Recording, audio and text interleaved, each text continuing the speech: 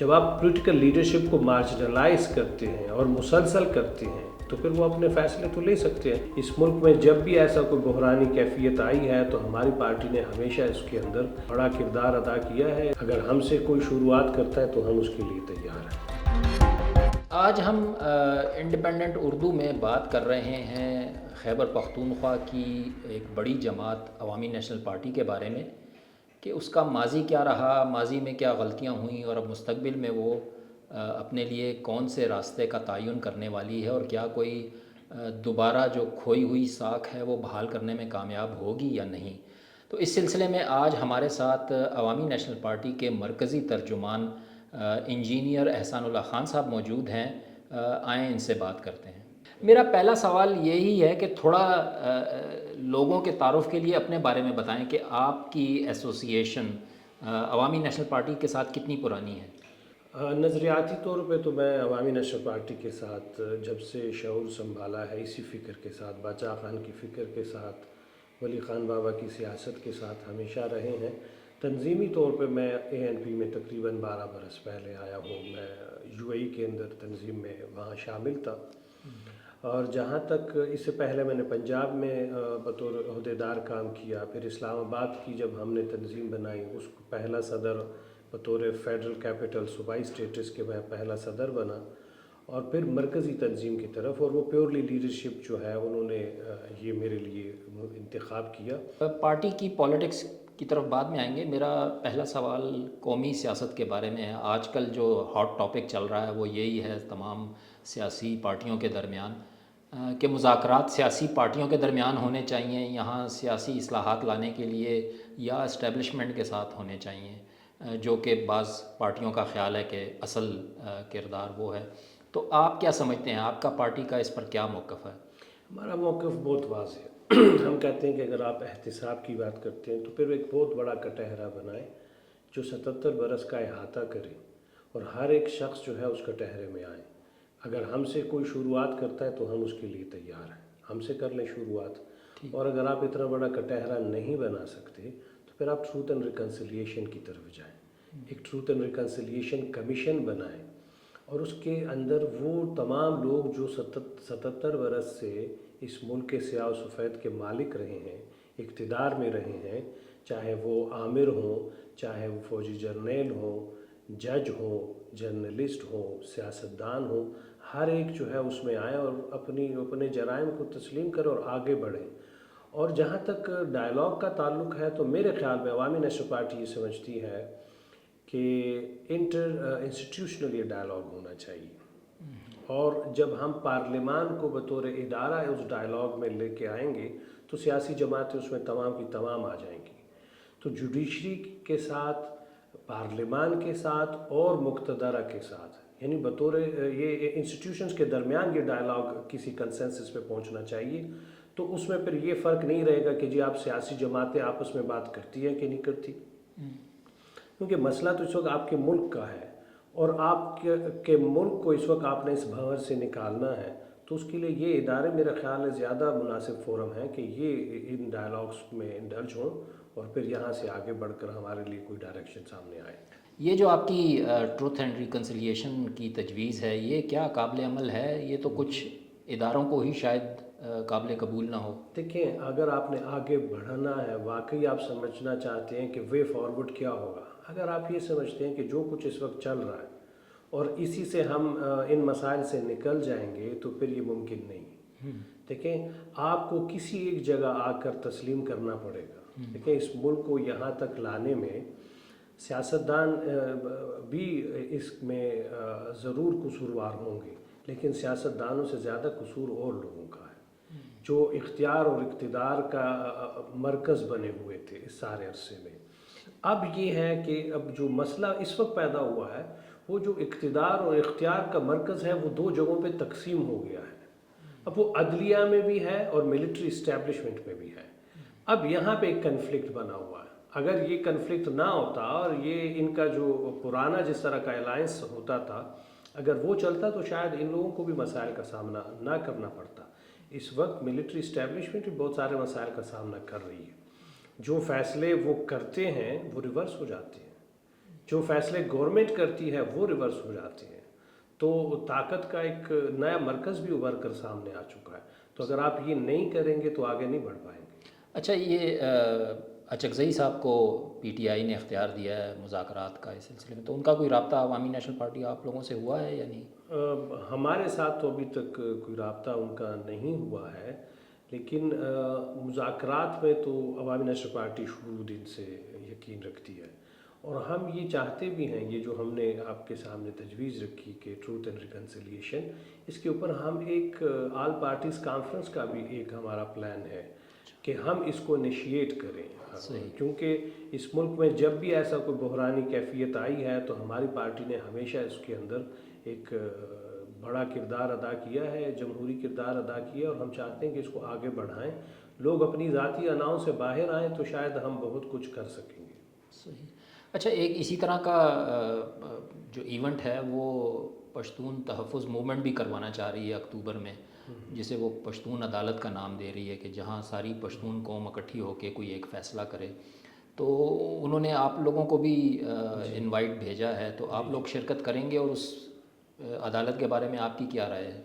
دیکھیں، پہلی تو میں یہ بات جو ہے ذاتی میری رائے یہ ہے کہ کسی بھی پولیٹیکل ایونٹ کو ان اٹینڈڈ نہیں چھوڑنا چاہیے. اس میں شرکت کرنی چاہیے، اس میں بات سننی چاہیے اور اپنی بات سامنے رکھنی چاہیے. شاید اس ٹرم عدالت کے ساتھ مجھے اتنا اتفاق نہ ہو. جرگہ ہوتا یا کچھ اس قسم کے کہ پشتون کویسچن کو ایک دفعہ پھر سے ری ڈیفائن کیا جائے یا اس کو دیکھا جائے، اس قسم کی بات ہوتی تو وہ زیادہ مناسب تھی. لیکن میرا خیال ہے قبل از وقت قیاس آرائی ہی ہوگی. ہم ضرور اس کے اندر شرکت کریں گے. اور توقعات کیا ہیں اس سے؟ کیا آپ اے این پی کیا حاصل کرنا چاہے گی؟ پشتون تحفظ موومنٹ، جس طرح آپ نے کہا نام جس طرح عدالت کا رکھا ہوا ہے، تو وہ تو ایسے لگ رہا ہے کہ جیسے کوئی مقدمہ چلائیں گے وہاں پہ. ہاں، یہ اس مقدمے کے اس طریقہ کار سے یا اس نام سے مجھے ضرور، اور پارٹی کو بھی، ہمیں اس سے متفق نہیں ہیں. آپ بات کریں اور جس حد تک آپ بات کر سکتے ہیں اس کو براڈ بیسڈ کریں. اور میرا خیال ہے کہ پشتونوں کے مسائل اس سے کئی گنا زیادہ ہیں. کسی ایک واقعے کو ہم لے کر جو ہے یہ نہیں کہہ سکتے کہ یہی جو ہے وہ نقطہ آغاز ہے ہمارے مسائل کا، یا یہیں سے ہمارے مسائل کا حل نکلے گا. میرا خیال ہے اس کو، اور عوامی نیشنل پارٹی اس سوال کو بھی سمجھتی ہے. عوامی نیشنل پارٹی کی جتنی موبلائزیشن آپ نے دیکھی ہے امن پاسون کے نام سے، امن کے لیے، اس میں عوامی نیشنل پارٹی اور ان کی تنظیم کا بنیادی کردار ہے. ہم وہاں پہ اپنے شناخت سے بھی دستبردار ہوتی رہے کہ جہاں پہ امن کے لیے آپ نے سفید جھنڈے کے ساتھ نکلنا ہے تو ہم نے اپنے کارکنوں کو کہا ہے کہ آپ سفید جھنڈے کے ساتھ آئیں، لیکن کسی بھی ایونٹ کو ان اٹینڈڈ آپ نے نہیں چھوڑنا. ٹھیک. اب آتے ہیں آپ کی اپنی پارٹی عوامی نیشنل پارٹی کی طرف. وہاں پر ہم یہ دیکھ رہے ہیں کہ سن 2000 کے بعد سے اس کی مقبولیت میں کمی آئی ہے. تو کچھ آپ لوگوں نے پوسٹ مارٹم کیا، کچھ انالیسس کیا کہ اس کی وجوہات کیا تھیں، اور اب اس کے لیے نئی سمت کوئی آپ لوگوں نے تعین کیا اس کا؟ دیکھیں، اس سوال کو میں یوں دیکھوں گا کہ ایک تو یہ ہوا ہے کہ سن 2008 کے بعد ہماری حکومت 2008 سے 2013 تک تھی.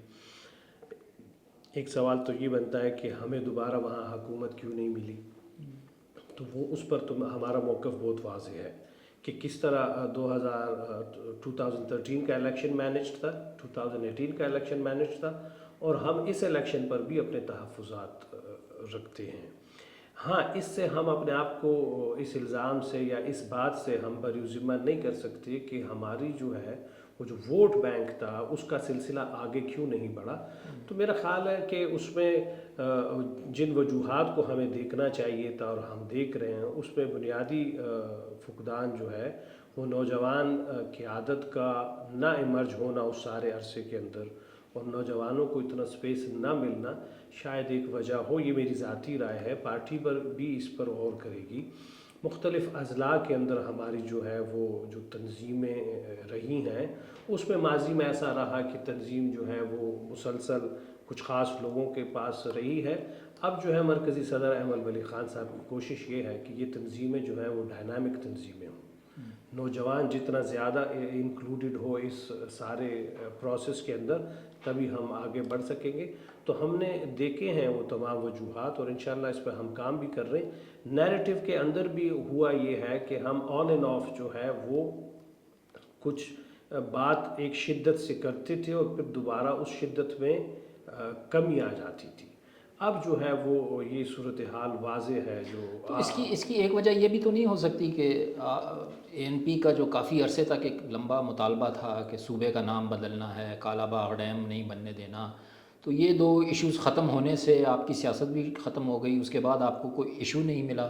نہیں, سیاست تو ختم نہیں ہوتی نا. دیکھیں وہاں سے تو ہم نے ابتدا کی.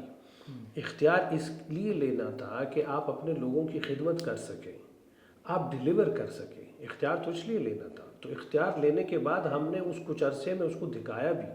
جس طرح تعلیمی سیکٹر میں کام ہوا, جس طرح صحت میں کام ہوا, روڈ انفراسٹرکچر پہ کام ہوا, پاور سیکٹر میں کام ہوا.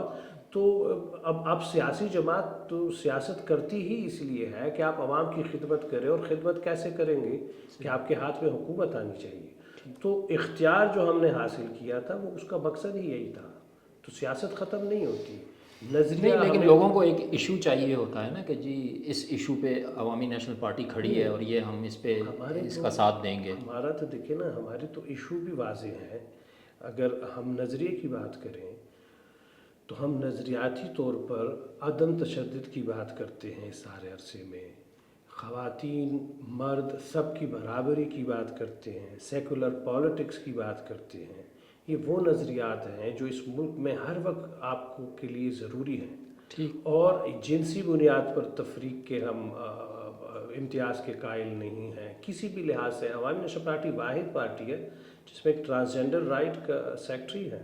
عوامی نیشنل پارٹی واحد پارٹی ہے جس میں کوئی الگ سے خواتین ونگ نہیں ہے, کوئی مائنورٹی ونگ نہیں ہے. سارے اس انکلوسیو پروگرام میں آتے ہیں. تو ایک پارٹی میں پچھلے سال 2 سال سے ایک یہ بھی سلسلہ دیکھنے میں آ رہا ہے کہ بڑے بڑے نام چھوڑ کے جا رہے ہیں. اب آج بھی ایک اخبار میں خبر لگی ہے کہ غلام احمد بلور صاحب اور زاہد خان صاحب جو ہیں وہ آئی ڈونٹ نو, انہوں نے سبکدوش کا لفظ استعمال کیا ہے, لیکن کیا وہ اے این پی چھوڑ کر جا رہے ہیں؟ دیکھیں, حاجی غلام احمد بلور صاحب جو ہیں وہ عوامی نیشنل پارٹی کے لیے, ہمارے نوجوانوں کے لیے وہ ایک بہت بڑا نام ہے. وہ ایک انسٹیٹیوٹ ہے پورا, اور اس انسٹیٹیوشن سے لوگ سیاست سیکھتے ہیں, آج بھی سیکھ رہے ہیں. حاجی صاحب نے کہا کہ میں پارلیمانی سیاست سے سبکدوش ہو رہا ہوں, اور پارلیمانی سیاست سے اس لیے ہو رہا ہوں کہ میں ہدف بنا ہوں کچھ اداروں کا جو نہیں چاہتے کہ ہمارے یہ بڑے نام پارلیمان میں جا سکیں. اور یہ درست بھی ہے. ہمارے صوبے سے پچھلے الیکشن میں آپ دیکھ لیں, انکلوڈنگ مولانا فضل الرحمان, اور اس الیکشن میں بھی مولانا فضل الرحمان کو ہمارے صوبے سے نہیں آنے دیا گیا, احمد ولی خان صاحب کو نہیں آنے دیا گیا, آفتاب خان شرپا کو نہیں آنے دیا گیا. جب آپ پولیٹیکل لیڈرشپ کو مارجنلائز کرتے ہیں اور مسلسل کرتے ہیں تو پھر وہ اپنے فیصلے تو لے سکتے ہیں. ٹھیک. تو حاجی صاحب پارٹی کے ساتھ کھڑے ہیں, اسی عزم کے ساتھ, اسی فکر پر کھڑے ہیں, اور ہمیشہ ہم ان سے رہنمائی لیتے رہے. اور زاہد خان صاحب؟ میں نے اس حوالے سے کچھ نہیں سنا یا پڑھا ہے, تو وہ اپنا جواب دے دیں گے. اچھا. خیبر پختونخوا کا جو کافی 2 دہائیوں سے میرے خیال میں ایک سب سے بڑا مسئلہ آ رہا ہے وہ امن عامہ کا مسئلہ ہے, جو ٹی ٹی پی کا مسئلہ ہے. تو اس کے حل کے لیے آپ کے پاس کیا سلوشن ہے, اور وہ سلوشن کیوں پبلک سمپتھی یا سپورٹ حاصل نہیں کر پا رہا؟ دیکھیں, پبلک سمپتھی تو اس وقت اس بات نے حاصل کی ہے, اور وہ ایک ہی بات ہے کہ ہمیں امن چاہیے. اب امن کیسے چاہیے, کیونکہ امن سے جڑا جو دوسرا معاملہ ہم کہتے ہیں کہ اب ہم کسی آپریشن کو تسلیم نہیں کریں گے. جس طرح کے بڑے بڑے آپریشن ہوتے رہے ماضی کے اندر, جس میں لوگوں کی ڈسپلیسمنٹ ہوتی رہی, لوگ دوبارہ آباد نہیں ہو سکے. آج تک آپ کو وزیرستان میں آئی ڈی پیز جو ہیں وہ خیموں میں رہتے ہوئے نظر آ رہے ہیں. تو اس بات کو تو لوگوں نے ہم نے جو بات عوام میں کی وہ انہوں نے سنی, اور وہ اس پر کڑے ہیں. جہاں تک حل کی بات ہے, حل اس وقت سامنے آتا ہے کہ جب آپ ڈائگنوز ٹھیک کر سکیں اس مسئلے کو. تشخیص ٹھیک ہوگی تو علاج ہو جائے گا. ہمیں تشخیص کے اوپر ڈاؤٹ ہے. ہم یہ کہتے ہیں کہ یہ کیسا سوئچ ہے اور یہ کہاں لگا ہوا ہے کہ 2-4 برس ٹھیک گزریں گے, پھر یہ لوگ آ جائیں گے, پھر پیچھے چلے جائیں گے. یہ کہاں سے ہوتا ہے؟ پہلے ہمیں یہ بتا دیں. اگر آپ نے ہمیں یہ بتا دیا تو ہم آپ کو حل بھی بتا دیں گے. ٹھیک ہے. اچھا. اور دوسری بات یہ ہے کہ اس عرصے میں ہوا کیا ہے. سیکیورٹی فورسز جو ہیں وہ تو اپنے آپ کے لیے بجٹ بھی لیتے رہے ہیں, بجٹ استعمال بھی کرتے ہوں گے ضرور کہیں نہ کہیں, لیکن جو سویلین سیکیورٹی کے ادارے ہیں وہ کیسے کمزور ہوئے ہیں. بنو میں سی ٹی ڈی کے پورے کمپلیکس کے اوپر اٹیک ہوتا ہے, سی ٹی ڈی یہاں آپ کا کمزور ہو جاتا ہے, پولیس آپ کی کمزور ہو جاتی ہے. یہ کیسے ہوا اس سارے عرصے میں؟ اگر ہم نے ان کی کیپیسٹی بلڈنگ کی ہوتی اور دوسرے ادارے ان میں مداخلت نہ کرتے تو شاید یہ اچھا پرفارم کر لیتے. لیکن آپریشن تو ابھی بھی جاری ہیں, لوگ بھی نکلے ہیں, سوات میں بھی مخالفت ہوئی ہے آپریشن کی, لیکن آپریشن تو ابھی بھی ہم دیکھ رہے ہیں, روزانہ خبریں آتی ہیں. اور پھر طالبان سے بات چیت کہ اب بھی مخالف ہیں. دیکھیں, یہ جو ٹیررزم ہے, یہ جتنی دہشت گردی ہے, یہ کس بنیاد پر ہے؟ ان کی بنیادیں نظریاتی اور فکری ہیں. دوسری طرف وہ لوگ آپ کی فکر کے ساتھ ہارون صاحب اتفاق نہیں کرتے, وہ آپ کو اچھا مسلمان نہیں سمجھتے, شاید مسلمان بھی نہ سمجھتے ہو. اب جہاں پہ اس کی بنیاد فکری طور پر ہو تو اس کے ساتھ آپ کیسے مذاکرات کریں گے؟ وہ آپ کو تسلیم کرنے کو تیار نہیں ہے.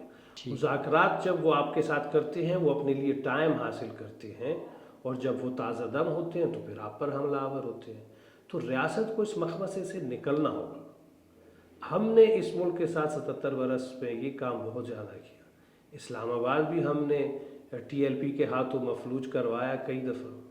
ہم تو اب پنجاب میں ٹی ایل پی والا معاملہ جس قسم کا جس تیزی کے ساتھ پھیل رہا ہے, تو شاید بہت جلد ہم یہاں بھی خدا نہ کرے. لیکن آپ مذاکرات بھی نہیں چاہ رہے, آپ آپریشن بھی نہیں چاہ رہے, تو پھر تیسرا حل اس کا کیا ہے؟ ہم یہ کہہ رہے ہیں کہ پہلے آپ یہ بتائیں کہ یہ پروجیکٹ کہاں سے شروع ہوا تھا طالبان, اور اس کو فکس کریں. مان تو لینا.